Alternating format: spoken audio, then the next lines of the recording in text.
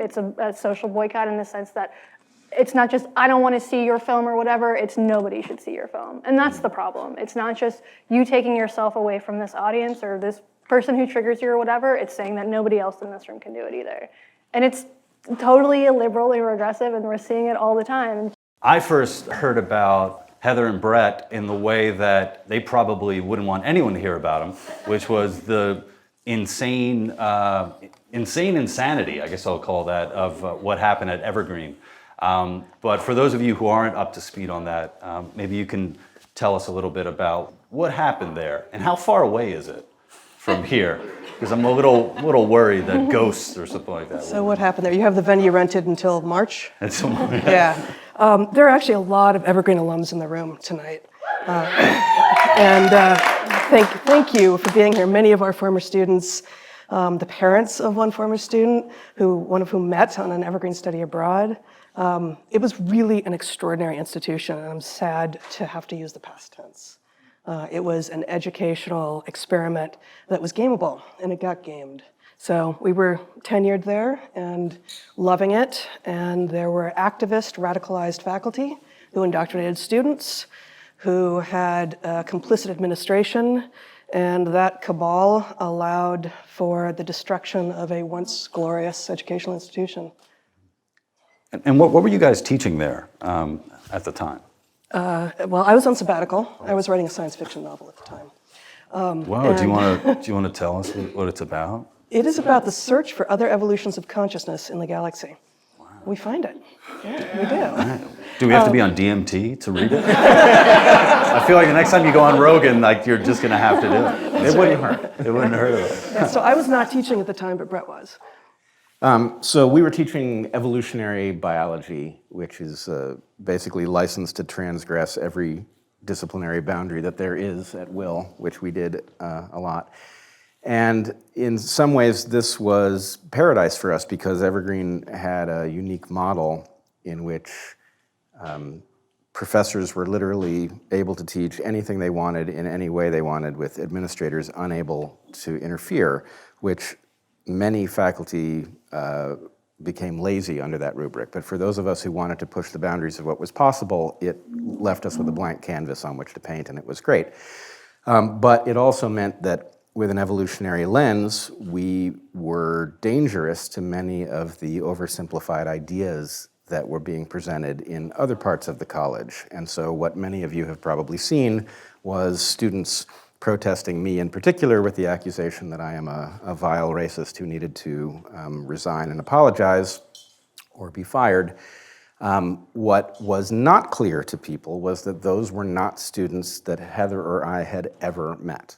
Right? So the fact that there are many of our students here and that none of our students joined that protest against us tells you something about what was really going on there. And in fact, many of your students tried to defend you, some of whom are here in the room, and were shouted down, or there were attempts made to re-educate those who were defending. Yes, especially students of color whose disagreement with the central concepts of the protest were particularly threatening because they put the lie to what was being presented, and they were singled out for special humiliations. But in any case, probably if you want to know that story, the best thing you can do is you can look at the article that we wrote for the Washington Examiner, which does a pretty good job of outlining it. If you want to see it visually, Mike Nana and Benjamin Boyce have both done excellent documentary series that you can find on YouTube that do a pretty good job of outlining. Benjamin is clocking in at, I think, 23 episodes at this point, so it's not short. Yeah, Benjamin, who is also an alum of Evergreen. Mike Nana was working on the Sokol Squared hoax.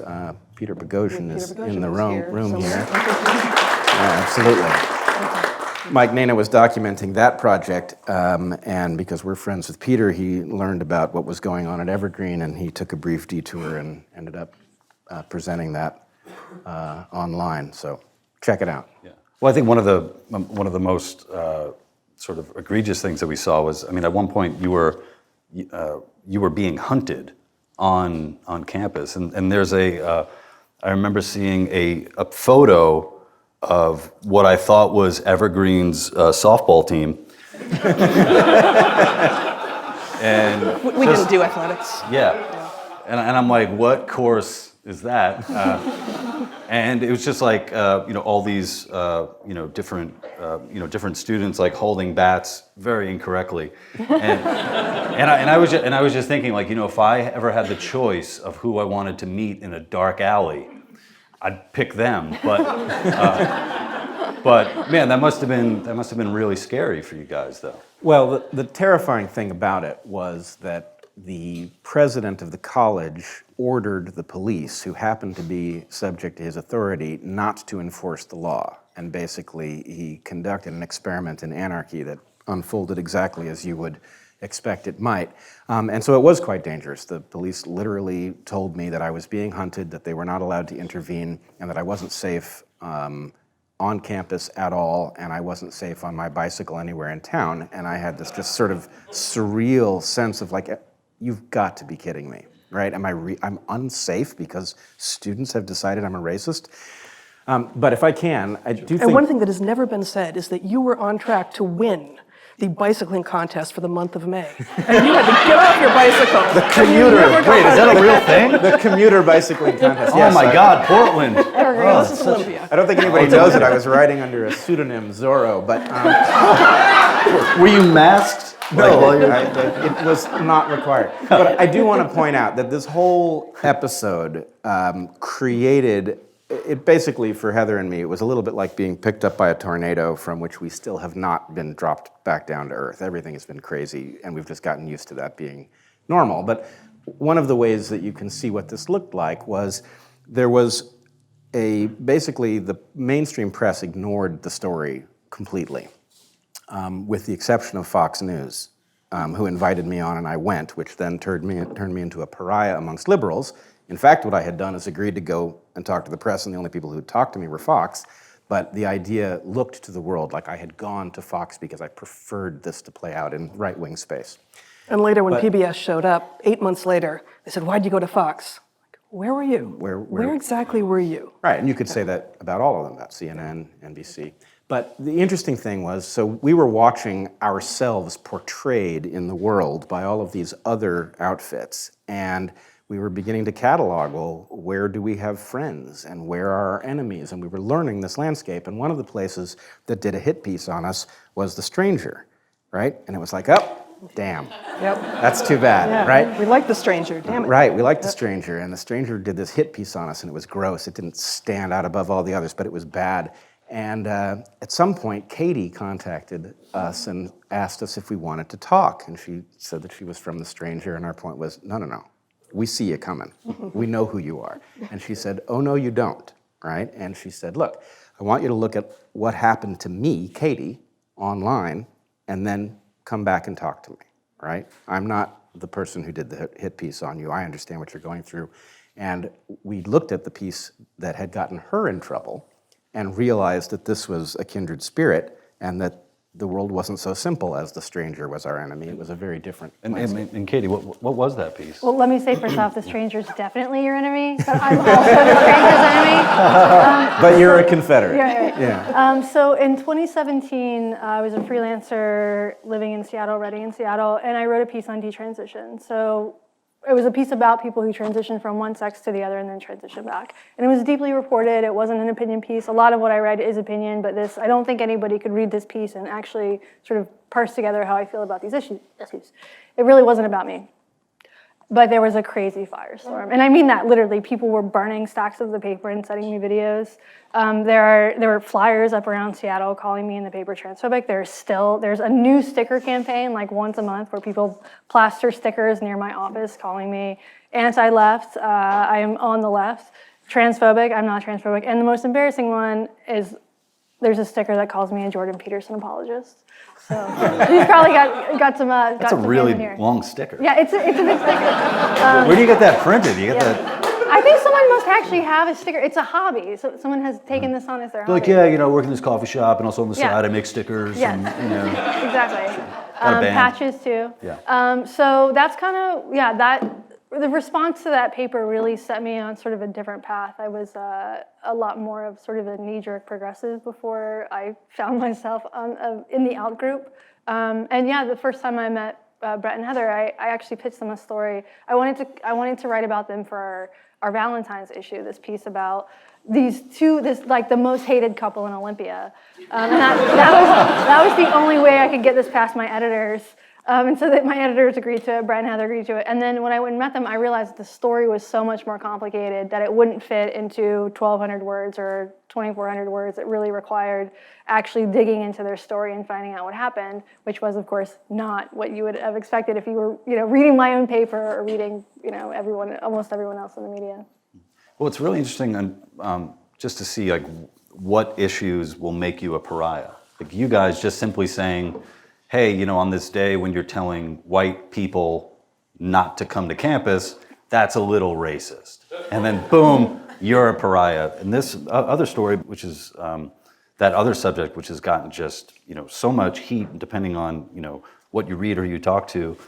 Jesse Singal, for example, to this day is constantly being inundated with hate mail and that sort of thing. Jesse's a cis white man, so he has it worse than me. I at least have my own identity as a lesbian to sort of shield me, although I have found that doesn't entirely protect you. And Jesse's very tall too, He which is the reason why I hate him. Yeah. I'm 5'10", all right, and I'm real 5'10", not like dating site 5'10", and all that. But Jesse's easy to hate for some on the uninvestigated left because he is a tall white guy who's cis and straight. But you and we're going off script. Right. That's what makes you a pariah, is you go off script. And increasingly you're expected to be an ideologue, be it over here or over here, whichever extreme, you have to be on script or else you're at risk of being deplatformed, canceled, whatever it is you want to call it. But it's about staying on script. Yeah, and you will say what we've told you to say. And it seems to me that there's this, people aren't trying to deplatform those that they really disagree with as much as they are sort of those of us who disagree on these really minute sort of levels. It's the narcissism of small differences. And it's really confusing. Like, I can agree with somebody on 99% of the issues, but on this one particular thing, that severing is going to, inspire stickers against me or whatever. Well, wait, I want to push back on that a little bit. I don't think it's the narcissism of small differences. I think it's that those of us who are close enough in perspective are in a position to say something that's devastating to the overly simplistic stuff that is at the core. And so because we are especially dangerous, we have to be turned into witches and hunted. But the point is, the MAGA hat wearer, they've caricatured themselves from the point of view of the left.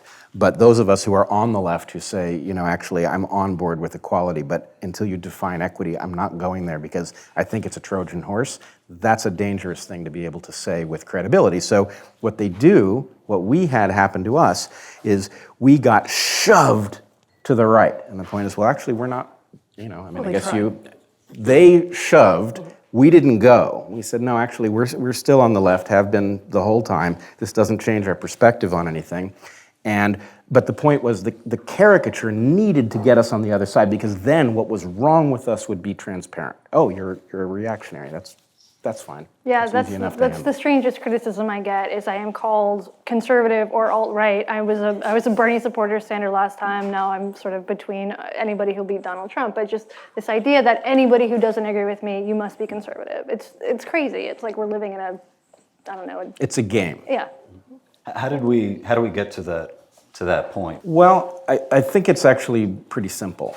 I think that there are two kinds of disagreement that you can have, and I am mindful that Peter might be the expert here in the room on this topic, but the fact is you can have a very high quality disagreement with people when you have alignment over the idea that you're trying to figure out what's true.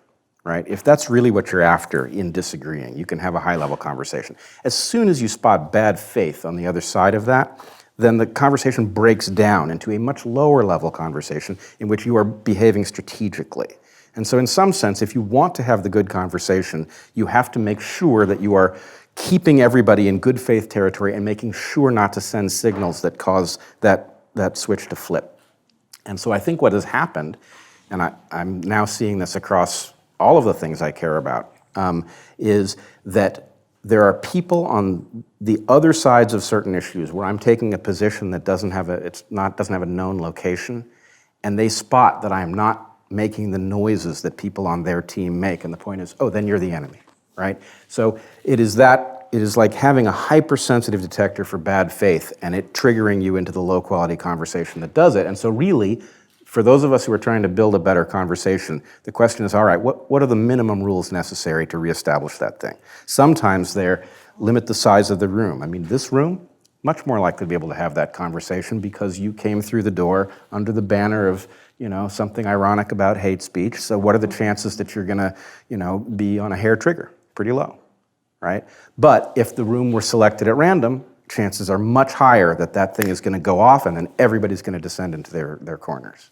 Yeah, and it seems like, if I can find any reason to stop a conversation, that's now the mode. We try to, sort of put that across with the hate speech doc, where, hate speech has sort of become this catch-all word, or this catch-all term for anything that I hate, or that I could somehow use to say that it's hate speech. So even just reporting on detransitioning can be used as a way of, well, you are a hateful transphobic person, as opposed to having a much deeper and harder conversation of coming to grips with what is and what is not true, and what impact that has on the lives of people. Which is, it's a power grab, which is interesting because at root, as Peter and his colleagues have talked about, and we have as well, the sort of the postmodernism that began this in the college campuses, that then spread out into the rest of society,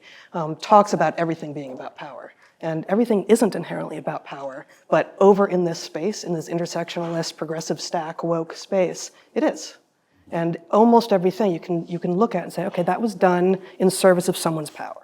We can actually track it. And for those of us actually trying to discern what truth is, Jonathan Haidt has this distinction about universities. You can have a university that seeks truth, or you can have a university that seeks social justice. You cannot maximize both things at once, right? And he's not saying you have to not do one, but if you've made a choice to maximize social justice, you are telling the world something about how you feel about truth.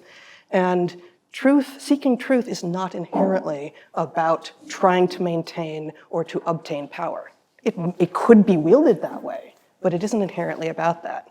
Yeah, even right now, just with intersectionality, I'm sort of doing the math on when I'm allowed to talk on my own panel, like that. I give you permission. Yeah, thank you. As the most oppressed person. Yeah, you basically have like a black eye right now. Yeah. You just so Katie, you don't know me. That's true. I'm sorry. You're right. You recently wrote about cancel culture, and I think there seems to be a group of people who say that cancel culture and sort of call out culture are cons. Right. That they're bullshit, and that people don't actually get canceled. And then they get canceled. Yeah, and then as is reason. But meanwhile, we have like a perfect example of people who were, maybe argument made, canceled, to some degree. You're no longer there. Well, but let's steel man the cancel thing. Okay. Because I think we get it wrong. We've seen really bad examples, and Heather and I are a bad example of what happened to you about detransitioning. These are very ugly, unfortunate examples. But there is something that I'm convinced is playing a role here, where if you have an online community, that online community has rules about talking within it. And there's a known phenomenon of trolling where somebody comes in and they attempt to cause a conflagration just for the fun of it. Well, what do you do about that person? There's no authority figure to go to. Maybe you have mods, but they have to employ rules. And so my point would be, if you had let's say a community of a couple hundred people online surrounding some thing that unites them, and somebody began to behave badly. If I had an evolution discussion online with a few hundred people, right? And somebody was coming across with some really low quality creationism that just simply made it impossible for us to discuss evolution. Well, surely we have the right to discuss evolution and not be detained with low quality creationist stuff. So do we have the right to effectively cancel their ability to contribute to the conversation? Probably. Have to use it honorably, but the point is that in a small group you get some organic self-policing that you could call cancel culture. And the problem is that thing gets weaponized, and then it gets scaled up, and it turns into these appalling examples. But I think people may have just simply made an error of scale where they did something that actually is necessary in a small online community, and then they've transported it into the world and it's become this lethal weapon. But the error isn't the one we expect. Yeah, no, I think that's an accurate assessment. And there's all this discussion right now about, particularly on the left, people saying cancel culture doesn't exist or it's a right-wing trope. And in some ways, they're sort of right, because it is true that right-wing media takes these terms, fake news being one. Fake news was a very real phenomenon which we discovered after the 2016 election. Donald Trump has taken that term and redefined it into everything every criticism of him. And the same thing, I think, can happen with cancel culture. That doesn't mean that it doesn't exist or that it's not a problem. But Bret's right. Social taboos have existed and will continue to exist. We're humans. We require rules. The problem to me is that, or the difference between criticism and cancellation is that criticism, you presume, is a good faith effort. The idea is to make something better. Cancellation, the idea is to shut it down. It's not just a personal boycott. It's a social boycott in the sense that it's not just, I don't want to see your film or whatever, it's nobody should see your film. And that's the problem. It's not just you taking yourself away from this audience or this person who triggers you or whatever, it's saying that nobody else in this room can do it either. And it's totally illiberal and regressive, and we're seeing it all the time. And people are doing this, I think, with the sort of, they think that they're on the right side of history. And I commend them for that. They're just wrong. Yeah, Pfaltzgraff. Kevin D. Williamson has from National Review has a book out called The Smallest Minority, and he had a thing with the Atlantic. I think he worked there for an hour and a half or something like that before he was let go. And one of the points that he makes in it, he says, "Look, it's my job to say controversial shit, and I was canceled, fired from the Atlantic, but then now I'm writing for the New York Post, and all this other stuff comes my way." It's very difficult, though, for somebody whose job is not to speak their mind and say controversial stuff. I think the example he gives is of the burrito guy at like a chain of like Mexican restaurants, like him getting canceled for something that he wrote. This is, I think, the difference. You're going to be fine, and we're going to be fine, and the people we're talking about, whose names we know, are going to be fine. But we heard in the aftermath of what happened at Evergreen from thousands of people, ranging from Jonathan Haidt and Nicholas Christakis and such to people that no one has heard of, many of whom told us their stories of working in cubicles and theater troupes and on farms in Botswana, and mostly from the US and Canada, but really from all across the world, saying this ethos, this ideology has taken over, and I am at risk, or I did lose my job, or I'm going to lose my job. I cannot speak. I don't know what to do. And it is completely clear to me, without having, I don't have the data, but we have thousands of anecdotes that it is taking over, that people are effectively being canceled in their lives, silently, cryptically, self-censoring, and that is the way that it's creeping in and taking over. Yeah. Yeah, my family has a butcher shop in Spanish Harlem. We've had it, for a while. And I tell my brothers, I'm like, don't like any of my stuff. Like, don't go online and don't give a paper trail for something that can come back and bite you in the ass. And I have friends who are like, hey man, I love your stuff, but I can't share it. And to them I say, well then just give me money. That's it, man. Very easy trade. Right there on that. So I want to drill down on this question of, are we going to be all right? Because I think it may be. I think we're all right now. And I think we can say that about all three of us. But the question comes down to a very volatile situation where I'm aware that we have gotten this far and we're ahead of where we would be. We got lucky. We benefited from a number of people paying attention to our story early and not being easily frightened.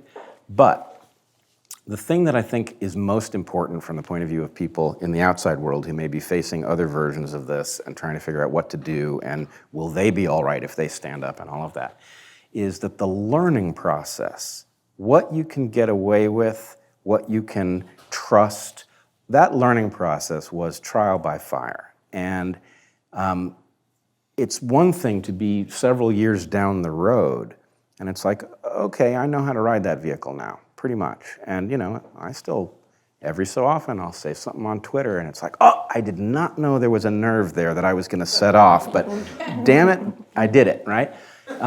So far, I've come back every time, but I would caution that we don't have a pamphlet that we can give you. We don't have a school we can send you to that tells you how to learn the skill of dealing with this very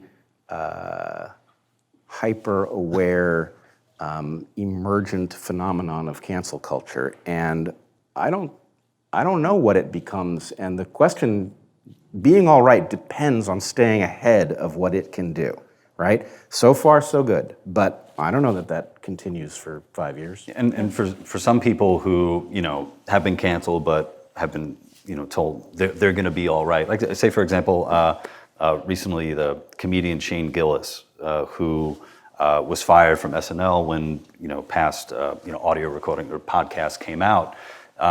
I saw quite a few people saying, he's going to be all right. He's going to be all right. Now, as a comedian, I have an idea of what that he's going to be all right actually means. So you're talking about a guy who was about to be on a legacy comedy show, with 40 years behind it, who is going to be receiving a paycheck to be doing comedy, right? And then everything that can come out of that, movies possibly and all that stuff. Yeah, he's gonna be all right in that he's gonna be able to book gigs. But man, like SNL is a goal that so many comedians have. So yeah, he's all right, but man, you really did take a lot from him. And I find that there's almost like a callousness to a lot of this stuff where it's, I think even, regardless of where you stand on someone like Brett Kavanaugh, I heard people say, well, whatever, he doesn't get the Supreme Court, nomination or anything like that. It's like, what? I mean, that is such a huge, not even a trophy, just a huge life goal for so many people that I think we need to be really careful about just how easily we can just throw away people and their careers and all that. That Shane Gillis, I think, was a good example of why institutional support really helps you in a situation like this. And I have institutional support because I work at a paper that has a long history of pissing people off, and I have a couple of people who support me. If I were a freelancer, I'd probably be working at a Starbucks right now. I mean, so that is one thing. Corporations are loath, except for the one that I work for, are loath to deal with bad press. A lot of this kind of comes down to the bottom line. And if shoving you in front of a bus helps your company or corporation, they're probably going to do it, or your school. Man, would that help my career? Yeah. Just like. But it can be good for careers. It's been good for my career. I think Barry Weiss, it's been great for her career that she has pissed people off on Twitter. Bill Maher, it's been good for his career. So if you want to be a public figure, go get canceled. Get canceled, but learn quickly. Yeah.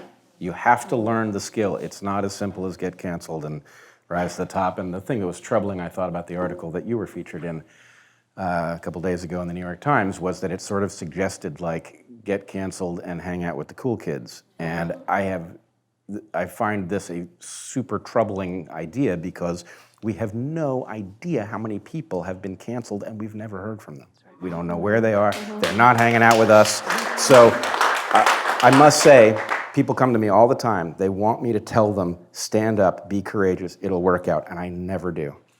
I tell them, figure out how much danger you're in, whether you can afford it, do you have kids depending on you, think carefully about what you're doing, and then pay attention to everything and learn, because if you should stand up, you'll know.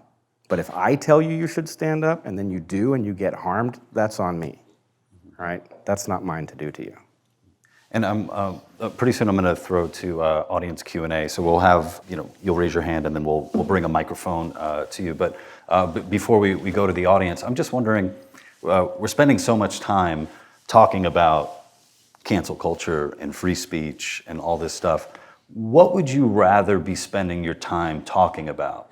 Because there's got to be some amazing research that you're doing, or stories that you want to cover, where you're like, shit, now I'm on this 10,000 word Twitter thread where my time could be better spent. So. I love talking about this shit. Yeah. I love it. It's so aggravating, and it's like, I know that there's so much more important shit happening in the world, and I could totally be writing about it, but I love this shit. It's really, because this is a proxy for the culture war. This is really, it's about personal transformation. It's about right versus left versus center. It's about crossing ideological lines. So I know there is more important shit, and I am not writing about it. I'm writing about this instead. Also, you don't have to leave your house and make phone calls. You can just read Twitter. Yeah. So we are writing about some other shit. Cool. I'm glad someone is. We're writing a book, and our amazing research assistant is here as well, Drew. A Hunter-Gatherer's Guide to the 21st Century. So it is not about cancel culture exactly, and it's not about wokeness or intersectionality, but it should arm people with the tools, an honorable evolutionary toolkit with which to learn to make decisions about how to live in our hyper-novel century. Everything from what to eat to how to think about relationships and how to move forward in society. Why does my wife like to peel the skin? It has something to do with your reaction to it. It's a kind of power. It's her power. That's it. So I should say our trajectory has been very strange. We were teaching material that was very near and dear to our hearts, and we were teaching it in a way that we couldn't have done anywhere else, and students were responding to it. Heather was literally Evergreen's most popular professor. I mean, it's clear. Look at her online reviews. Wow. You will be stunned. And they were absolutely earned. She invested in her students and in her programs in a way that was totally unjustified by her salary or anything else. It was a labor of love. But As did you. I invested differently. I don't have Heather's skill set. I wouldn't have been good as a normal professor. Heather could have done the normal professor thing. But anyway, we were doing something very different, and it was important work. Bringing that work into public when you don't have, a room of 25 people whose names you know and whose stories you know, it's a very different venue, and it's harder to do it in some ways, but the scale is also potentially more useful. So the weird part about what happened to us is that it put us in the public eye at a point that we had been preparing in the classroom for 15 years for how to bring this material to people and make them care about it. And initially there was some question about okay, so maybe you're free speech warriors, that's cool, but why are we listening to you about evolution? You were at some college we've never heard of, right? Professors. Rando professors, yeah, we still laugh about that one. But anyway, it has actually worked. We are now getting talked to about evolutionary biology, about its implications for sex and gender, about the predicament of humanity in the 21st century, and the fact that people are listening on those topics is, it's a very positive outgrowth of a very ugly chapter.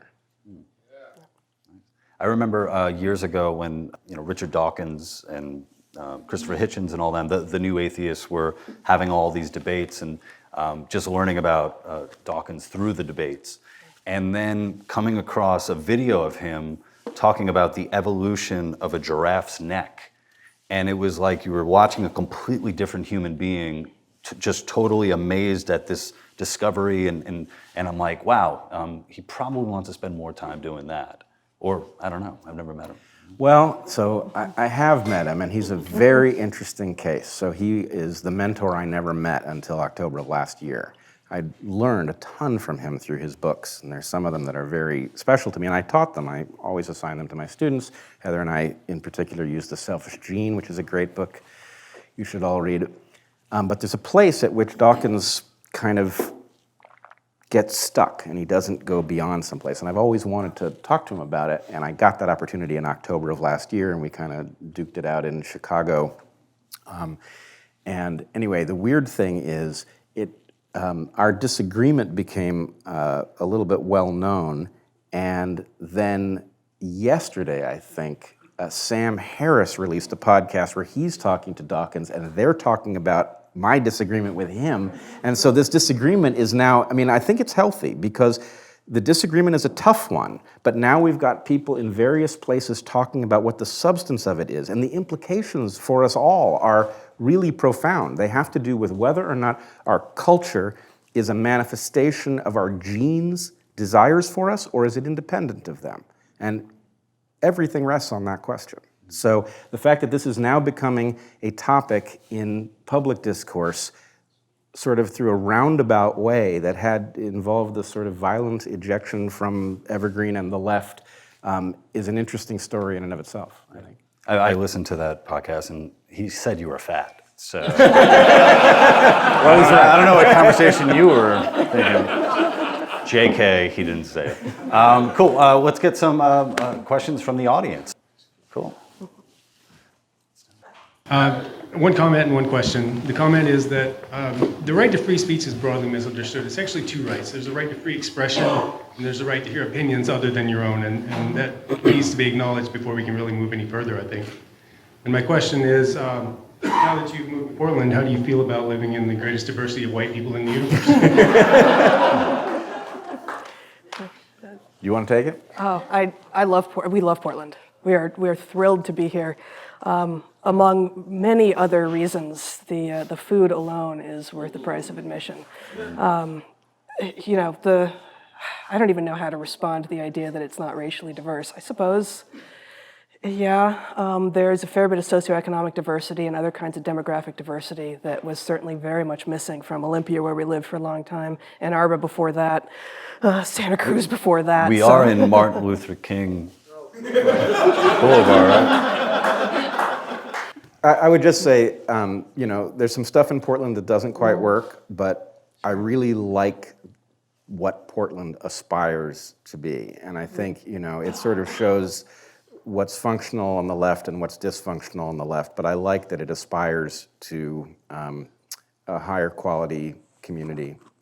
So anyway, if you've lived here long enough that you're jaded, consider giving it a second chance because it's special. Yeah. Do you have any?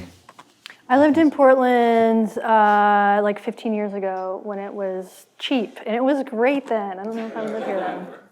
Neighborhood's changing. Yeah. Yep. So I guess my question, all of you have been in a sort of environment where you maybe were unusual in holding some minority opinions that others around you didn't share.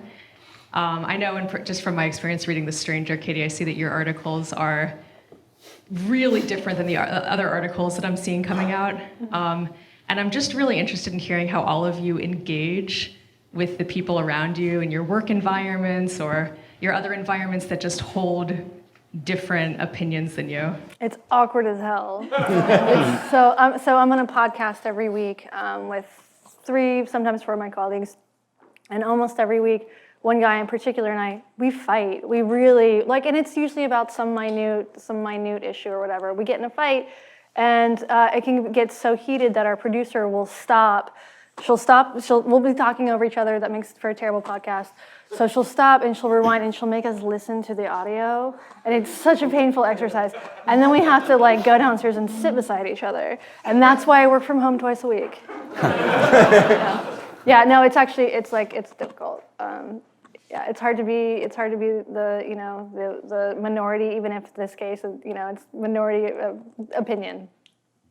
One thing that I notice is just how strong relationships are outside of the work. You have your girlfriend. I have my wife. You guys are together as a couple, and I think I get that question quite a bit. Like, oh, what's it like being a libertarian in New York? And I'm like, it's fine because most of my time is spent with my wife or with friends, and it seems like the people who I feel bad, the people who don't have that and are sort of clutching for any tribe they can have. That they can get their hands on are going to suffer immensely. You need loved ones. Yeah, sorry, Heather. I've also found that having my girlfriend who's here tonight is not online, and so when I go and I try to tell her about this dumb bullshit that's been stressing me out all day. And she's a real job, she's a nurse, and it's just like, she talks about what happens in her day. People are dying. I talk about Twitter drama. And it's a great way to put it all in perspective. And the perspective is that my shit is way more important. Dying is like being blocked. Right. In life. Permanent block, yeah. Or suspended, we don't know. Or suspended, yeah. Because of the way things went down at Evergreen, we never again actually worked with the people who ended up creating all the chaos for us. There was a summer of us waiting for the administration to respond to us, and during which time the president went on a 5-week vacation, which we found out later. So we were talking with many of our students and a small handful of our faculty colleagues, and that was about it. So we never again had a normal work environment in the place that went completely topsy-turvy on us. But it is a real question. This is exactly the sort of question that we hear from people. How do you speak in an environment where you actually have to spend a lot of your time and live with yourself at night, feel that you have integrity, and yet not lose your job? And it's going to be very context specific, and there's no easy answer. I feel like the outlier on this question. Unless people are actually gunning for me, and maybe even then, I kind of like it. There's a particular challenge of somebody who doesn't like what I'm saying, right? I try to be very careful not to speak until I know why I think something is true. So at the point I've done it, I pretty much know what the weaknesses are and that sort of thing. And if somebody doesn't like what I'm saying, I take it as a challenge, and there really is a sort of delight in figuring out how to get them to hear it, right? I like doing that. So I don't know how common that is.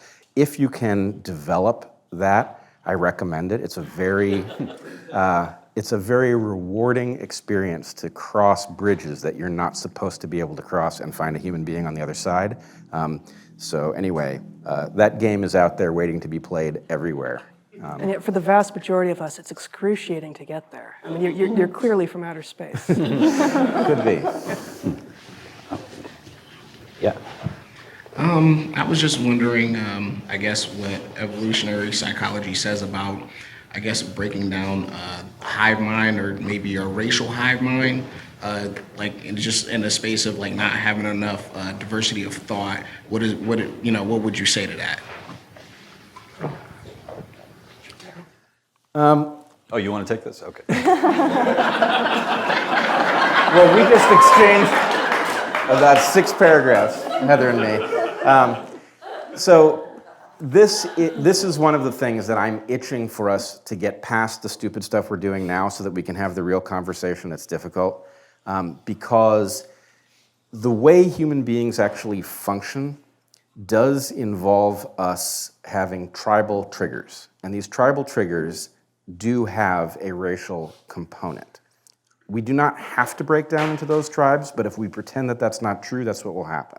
So in some sense, I'm itching for us to get to the place where we can say, all right, what are we built to detect? What happens when we do detect it? And what could we arrange that would cause us not to see those things? I mean, in some ways, this room, the very fact that you are not all plotting against each other, figuring out who's not guarding their wallets and planning to steal stuff, that is a testament to what is possible, right? And we find this in religious tradition again and again and again, where a circle of empathy is broadened, right? And some famous insight like, the golden rule is broadcast, and it causes people to view each other as in-group who were formerly out-group. So the question is, how do we do that? Can we get good at that? And I'm convinced the answer is yes, but it won't happen unless we get very comfortable with that conversation. At the moment, we're the opposite of comfortable.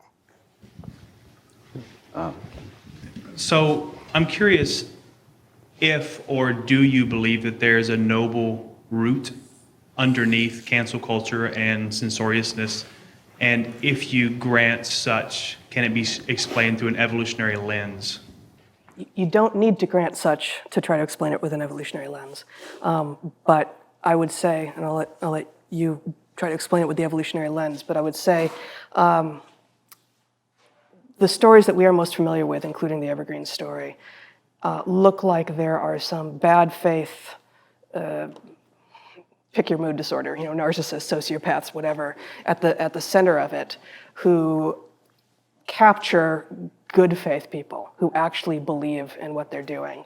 And for the most part, it's those good faith people who actually believe in what they're saying and what they're doing who are on the front lines, who are the poor souls who get shown on video and who 5-10 years from now are going to be going, oh my God, I can't believe I did that, right? So they were easily captured. Perhaps they were just naive because they were young. Perhaps they were seeking community because it's hard to find community now in an age when most of the traditional sources of community have disappeared. There are a lot of reasons to have sought something and to have been snookered by it. So, I mean, at some level, that's the evolutionary answer too, is that seeking a group with whom you share something and whose other members you think legitimately might have your back makes a lot of sense. The thing with cancel culture is they don't have each other's backs. They pretend they do, right? But once they get rid of the next group, once we saw this at Evergreen, right?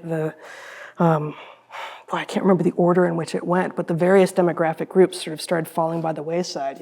You got more intersectional points than I do because I'm straight and a woman, right? And just being a white woman isn't enough anymore to be included. And I'm gonna take a guess here and say you're a cis straight white male, and my God, you just you just have no authority whatsoever to speak. He's manspreading right now too.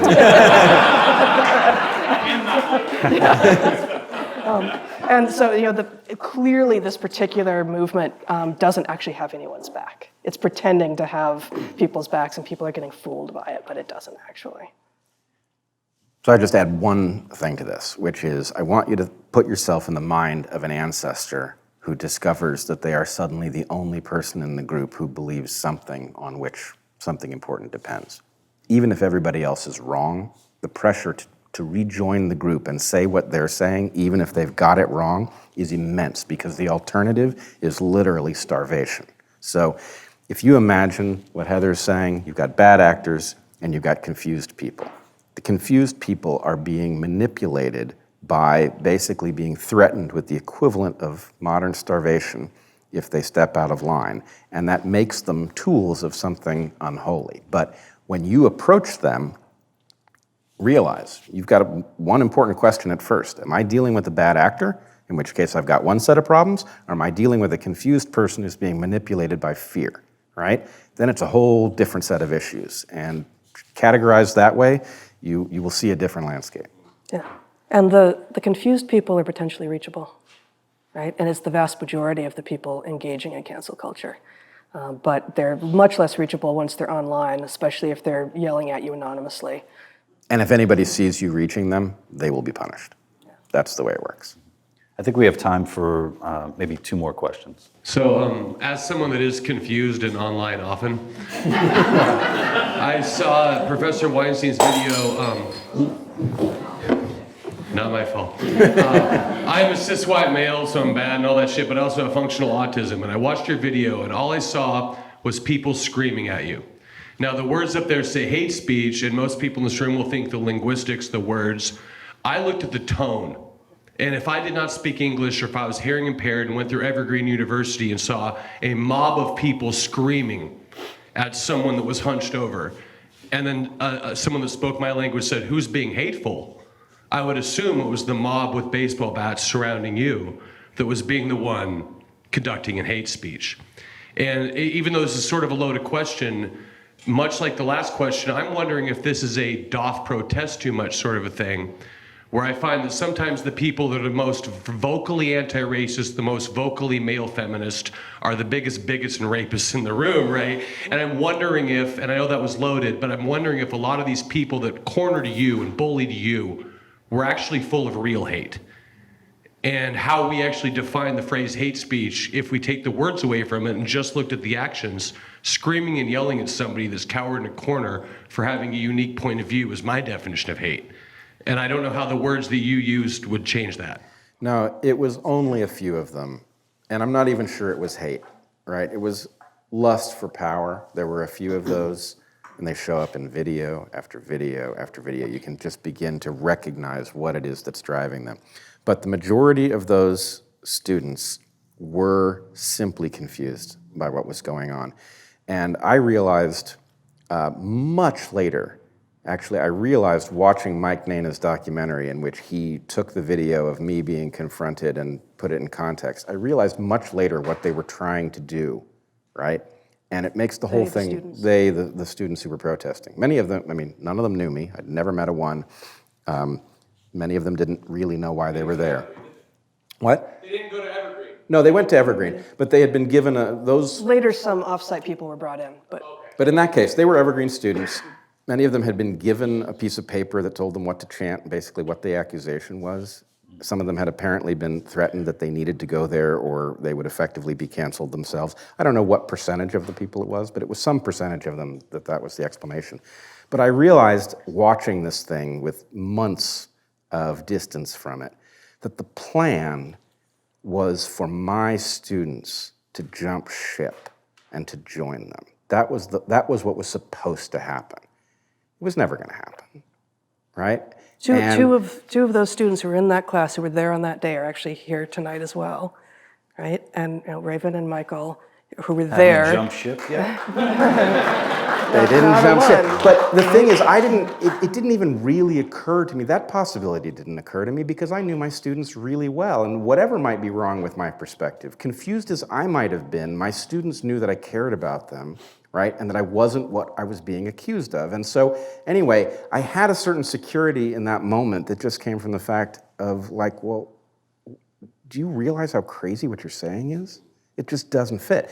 But from their perspective, expecting that, you know, if a group of students is leveling this accusation at a professor, that the natural thing for the other students to do would be to join them because that's where the safety is, and that I was just going to suddenly be isolated. Well, didn't work out that way. But my point is, I still believe maybe there were two bad actors present there and everybody else was incorrect in a most unfortunate way, but not unrecoverable. Has anyone, any of those students that were protesting, have any of them reached out to you and perhaps apologized or something like that? That has not happened. Heather has. Well, I'm not sure. I'm not sure. So first of all, you've got to understand that the discipline that is meted out to somebody who breaks ranks in that way is severe. So there is a case during the protests where in this 4 o'clock meeting in the top of the library building that almost boils over into violence a bunch of different times. It's a very famous clip if you've watched this stuff. After that meeting, I was actually told that there was preparations being made to kidnap me and I wasn't going to be allowed to leave. I was ultimately allowed to leave that room. I walked out and a bunch of students, some of them mine, students who had decided that they wanted to protect me, followed me out. But some other students followed me out because they wanted to talk to me. And one of them was a young woman who was challenged by protesters at that point for talking to me. And she said, no, he seems like a cool guy. I want to figure out what this is. It doesn't sound right to me. And she talks to me and we have a productive exchange. And the heartbreaking thing, right? This is a woman of color. I don't know that it's fair to say, but I think she may have had autism. There was something about her that just didn't settle into the social milieu the way it was supposed to.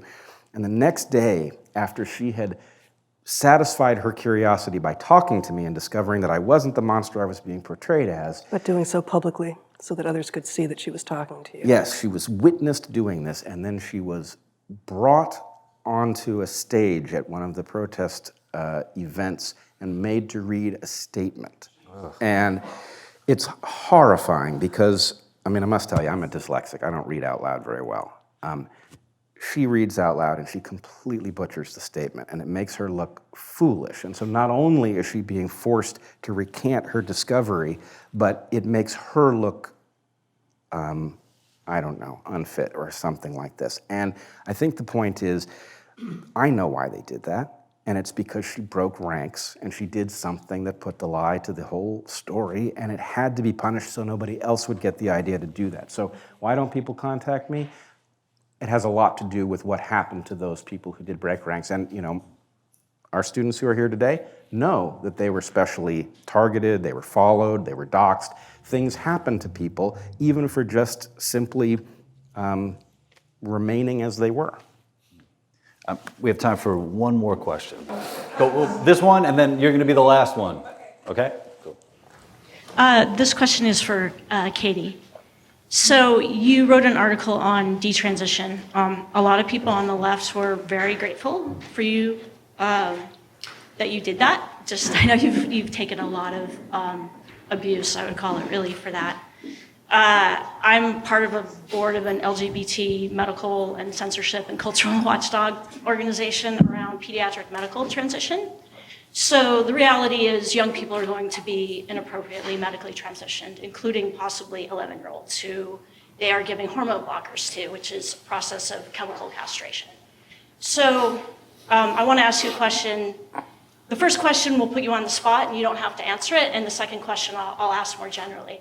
First of all, as a lesbian, how do you feel viscerally about the fact that there are going to be inappropriate transitions with pediatric transition on mostly gay and lesbian, pre-gay and lesbian youth that aren't really old enough to understand themselves? And if you don't want to answer that personally on a visceral level, because a lot of us are upset about that, maybe answer more generally about why the LGBT community, which actually isn't really a thing, is in denial about how dark the downside is. And that the downside is really LGBT youth that are already sort of coming out with transition regret at age like 22.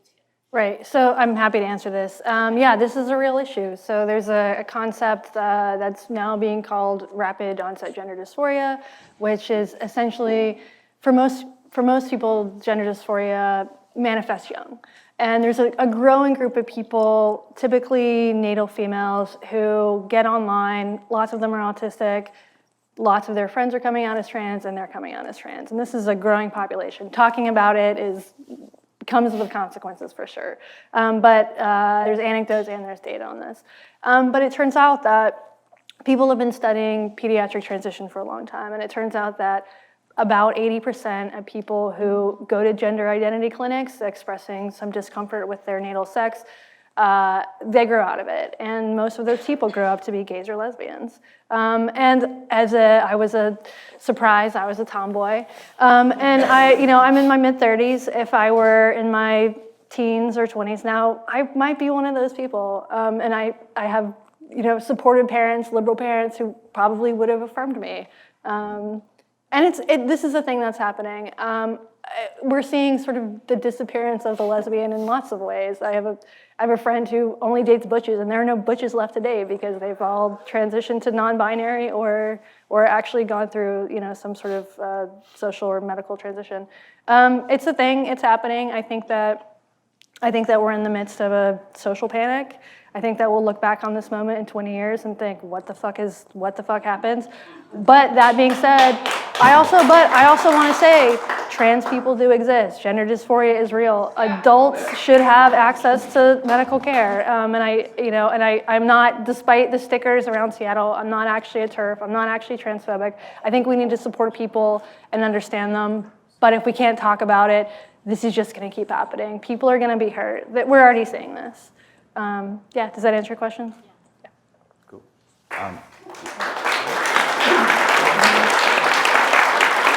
And our last question, up in the balcony. You mentioned some of the, driving force, some of the bad actors that are driving this phenomena. And I'm wondering if you, in your assessment, if you would determine those people to be just kind of like maybe mentally ill, having personality disorders, or part of a larger political strategy, or a combination of both? Name names.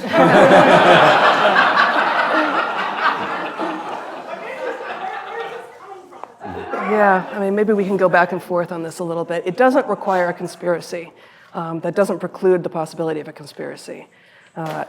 all it takes in any individual school or place of work or theater troupe, we've heard from a lot of people in theater troupes, is for someone to see that the system is vulnerable and to take advantage. And those someones will tend to have gone to school with a faculty member schooled in some kind of grievance studies, right? So there is something that's going on in the academy that is very real, that Peter Boghossian and James Lindsay and Helen Pluckrose helped reveal to the world. And for the most part, the world is saying, what, can't hear you, right? Even though I think probably everyone in this room is saying like, yes, this is true, that there is a whole set of fields in academia that are built on nothing, on fantasy and on anti-intellectualism. So all you need to do is have been exposed to that sort of thinking and to be not so ethical as to be looking out for the other people who are supposed to be on your team and say, I could win here. And it happens time and time and time and time and again. So it doesn't require a conspiracy for those little cells all over the place to start meeting and finding each other. I would say I don't think we've done a good job yet with figuring out what psychological disorders are, and a lot of them are misunderstood. They may be adaptive in some context, and then they become maladaptive in the context we see them, but put that aside for the second. If you think in terms of niches, we all have a loose idea what that biological concept means.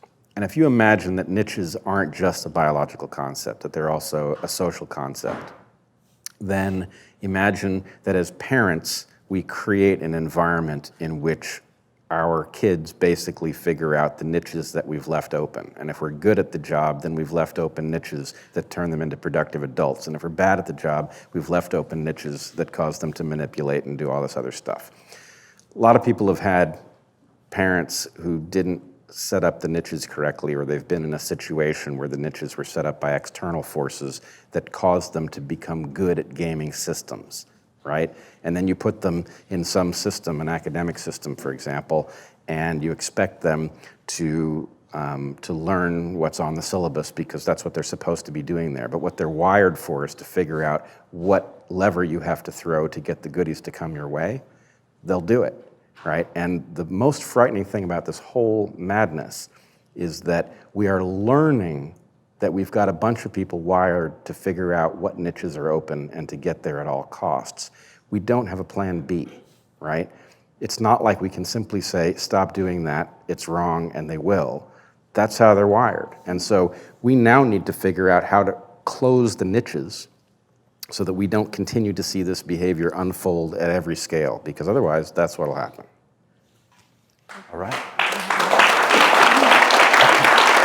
Thank you all for coming out. The bar is reopened, and our guests are going to hang out. I want to thank again Katie Herzog, Heather Hines, and Bret Weinstein. Thank you guys so much. Thank you so much.